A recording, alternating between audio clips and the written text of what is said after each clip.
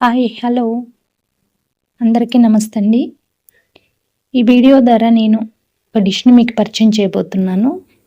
అది mutton curry అండి. Mutton curry ఏ విధంగా చేయాలో విలేజ్ స్టైల్లో నేను చూపిస్తాను. ముందుగా మీకు ఎంత క్వాంటిటీ కావాలో అంత మటన్ తీసుకొని దాన్ని నీట్గా క్లీన్ చేసుకున్న తర్వాత దాంట్లో కొంచెం అల్లం వెల్లుల్లి పేస్ట్, కొంచెం పసుపు, సాల్ట్ వేసి కుక్కర్లో వేసి 5 విజిల్స్ వచ్చేంత వరకు దాన్ని కుక్ చేయాలండి. కుక్ చేసిన తర్వాత 5 విజిల్స్ వచ్చేంత వరకు ఉంచాలి. తర్వాత కుక్ చేసిన తర్వాత దాని తర్వాత మనం కర్రీ చేసుకోవాలి. ముందుగా ప్యాన్ పెట్టి దాంట్లో ఆయిల్ పోసి మీకు ఏమేమి దినుసులు కావాలో మటన్కి సంబంధించిన దినుసులు తాలింపులో వేసుకోవాలంటే దాన్ని వేసి తర్వాత ఒక 2 ఆనియన్స్ కట్ చేసి ఆ 2 ఆనియన్స్ వేసి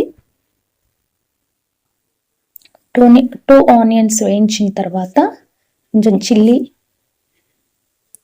గార్లిక్ పేస్ట్ మీన్స్ అల్లం వెల్లుల్లి పేస్ట్, అది కొంచెం ఒక 5 మినిట్స్ అయిన తర్వాత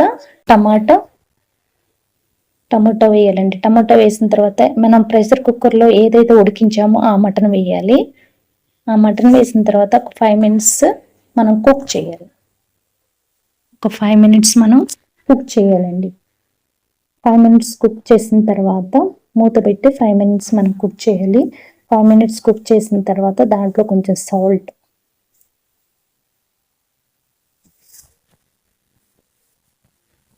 టర్మరిక్ అంటే పసుపు,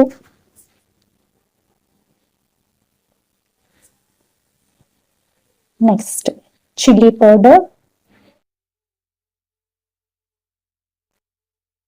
మీకు ఎంత స్పైసీనెస్ కావాలో అంత వేసుకోవచ్చండి. నేనైతే ఒక 2 or 3 స్పూన్స్ వేసాను. తర్వాత దానికి కొంచెం మనకి కారం స్మెల్ రాకుండా 10 మినిట్స్ ఉడికించాలి. ఉడికించిన తర్వాత మనం ఒక 2 గ్లాసెస్ వాటర్ పోసుకోవాలండి. 2 గ్లాసెస్ వాటర్ పోసిన తర్వాత ధనియాల పౌడర్ వేయాలి. ధనియాల పౌడర్, గరం మసాలా వేసి దాన్ని ఒక 5 మినిట్స్ మళ్ళీ కుక్ చేయాలి. ఆల్రెడీ మనకి కుక్ అయ్యే ఉంది కాబట్టి సో ఎక్కువసేపు ఏం ఉడికించిన అవసరం లేదు. ఆ కారం స్మెల్ రాకుండా ఉండేంత వరకు దానికి ముక్కకు పట్టించేంత వరకు ఉడికించాలండి. ఉడికించేసిన తర్వాత మనం కొరియండర్ అంటే కొత్తిమీర వేసి 5 మినిట్స్ ఉంచి మూత పెట్టి ఒక 5 మినిట్స్ ఉంచి తీసివేయాలండి. తీసేసిన తర్వాత juicy mutton curry, village style mutton curry ఎంతో టేస్టీగా, ఎంతో జ్యూసీగా, తినడానికి చాలా బాగుంటుందండి. సో మీరు చూసారు కదా ఏ విధంగా వచ్చిందో. సో అంతే జ్యూసీగా మీరు కూడా చేసుకోవాలి అనుకుంటే నా ఛానల్ ఫాలో అవ్వండి. నెక్స్ట్ వీడియో కోసం వెయిట్ చేయండి. అండ్ ఆ కర్రీ ఉడికిన తర్వాత కూడా నేను రైస్ వేసుకొని టేస్ట్ చేశానండి. మీకు చూపించాలి కదా అది ఎలా ఉందనేది నేను టేస్ట్ చేసి చూపించాలి కాబట్టి నేను అదే విధంగా మీకు లైవ్లో చూపించాలని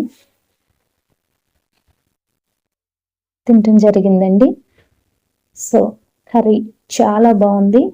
టేస్టీగా, జ్యూసీగా, స్పైసీగా చాలా బాగా వచ్చిందండి. సో మీరు కూడా ఈ రెసిపీని ఫాలో అయ్యి మీ ఇంట్లో చేసుకోవాలి అనుకుంటే please subscribe my channel and follow more updates.